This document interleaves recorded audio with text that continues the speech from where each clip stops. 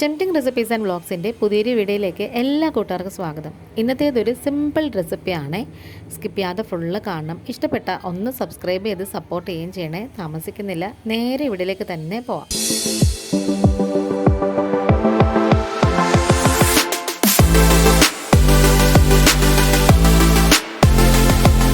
മിക്കവാറും എല്ലാവരുടെയും വീട്ടിൽ കാണുന്നതാട്ടോ ഈ ഒരു തൊലി കറുത്ത ഏത്തപ്പഴം എന്ന് പറയുന്നത്. ഒരെണ്ണമെങ്കിലും ബാലൻസ് വരും. അപ്പോൾ അത് കുട്ടികൾ കഴിക്കത്തുമില്ല. അതുകൊണ്ട് നമുക്കൊരു കിഡിലൻ ഐറ്റം ഉണ്ടാക്കാം. വളരെ കുറഞ്ഞ ചേരുവകളും കുറഞ്ഞ ചിലവിൽ കുറഞ്ഞ എണ്ണയിൽ. കുറച്ച് നെയ്യ് ഒഴിച്ചിട്ടുണ്ട്. ഒരു ടീസ്പൂൺ പോലും വേണ്ട കേട്ടോ, അര ടീസ്പൂണൊക്കെ മതിയേ. പാനിലേക്ക് ഒഴിച്ചു കൊടുത്തിട്ട് ഏത്തപ്പഴം നിങ്ങൾക്ക് ഇഷ്ടമുള്ള രീതിക്ക് കട്ട് ചെയ്യാം. വട്ടത്തിൽ നൈസായിട്ട് കട്ട് ചെയ്യാം. ഇതിപ്പോൾ ഞാൻ 4ആയിട്ട് നടുക്ക് കീറിയിട്ട് ചെറിയ കഷ്ണങ്ങളായിട്ട് നുറുക്കിയിട്ടുണ്ട്. നന്നായിട്ട് പഴുത്ത പഴമാണ് കേട്ടോ ഈ ഒരു ഐറ്റം ഉണ്ടാക്കാൻ നമുക്ക് വേണ്ടത്.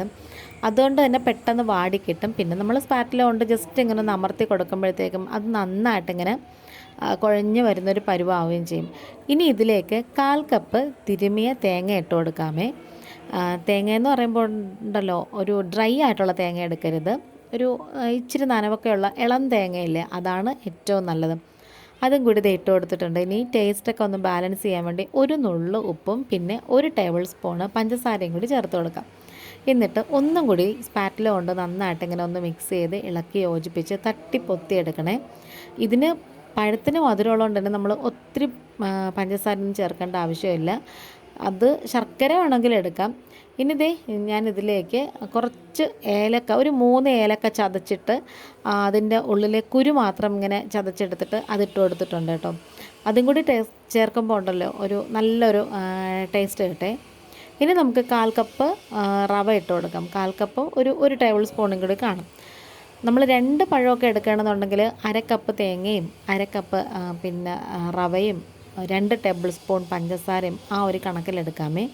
ഇനി ഇതെല്ലാം കൂടി നന്നായിട്ട് മിക്സ് ചെയ്ത് യോജിപ്പിച്ചെടുക്കണേ. നല്ല ചൂടുണ്ട് കേട്ടോ. തണുത്ത് കഴിഞ്ഞതിന് ശേഷം ഉരുട്ടി എടുത്താൽ മതിയേ.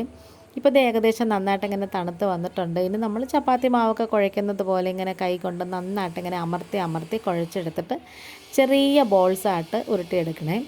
അടിപൊളി ടേസ്റ്റായിരുന്നു കേട്ടോ ഈ ഒരു സംഭവം എന്ന് പറയുന്നത്.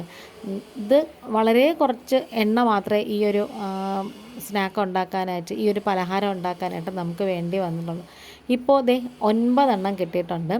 ഇനി ആ നോൺ സ്റ്റിക്ക് പാനിലേക്ക് ഞാൻ ഇച്ചിരി വെളിച്ചെണ്ണ ഒഴിച്ചു കൊടുത്തിട്ടുണ്ട്. നിങ്ങൾക്ക് വേണമെങ്കിൽ ഡീപ്പ് ഫ്രൈ ചെയ്തും എടുക്കാം. ചീനിച്ചട്ടിയിൽ ഇച്ചിരി കൂടുതൽ എണ്ണ ഒഴിച്ചിട്ട് വറുത്ത് കോരിയെടുക്കുന്ന രീതിയും ചെയ്യാം. ഇതിപ്പോൾ ഞാൻ ഷാലോ ഫ്രൈ ആണ് ചെയ്യുന്നത്. ഒരു 2.5 ടേബിൾ സ്പൂണോളമൊക്കെ എണ്ണ ഒഴിച്ച് കൊടുത്തിട്ട് അത്രേ ഒഴിച്ചോളൂ.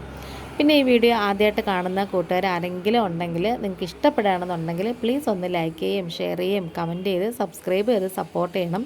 സബ്സ്ക്രൈബ് ചെയ്യുമ്പോൾ ഉണ്ടല്ലോ ആ തൊട്ടടുത്ത് കാണുന്ന ബെല്ലൈക്കൺ ഒന്ന് പ്രസ് ചെയ്യണേ. എന്നിട്ട് അതിൽ ഓൾ എന്ന ഓപ്ഷനും കൂടി കൊടുക്കണം. എങ്കിൽ മാത്രമേ ഞാനിടുന്ന വീഡിയോസ് എല്ലാം നോട്ടിഫിക്കേഷനായിട്ട് നിങ്ങൾക്ക് കിട്ടത്തുള്ളൂ.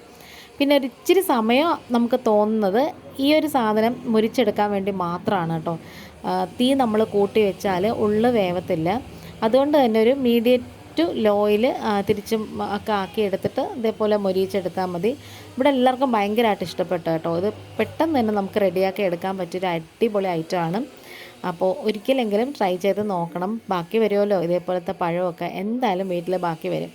കുട്ടികൾ കഴിക്കത്തുമില്ല. കുട്ടികളല്ല, മുതിർന്നവർക്കും കഴിക്കാൻ മടിയാണ്. അപ്പോൾ ഇതൊന്ന് ട്രൈ ചെയ്ത് നോക്കണേ. ഇന്നിപ്പോൾ ഇത്രയേ ഉള്ളൂ. Thanks for watching.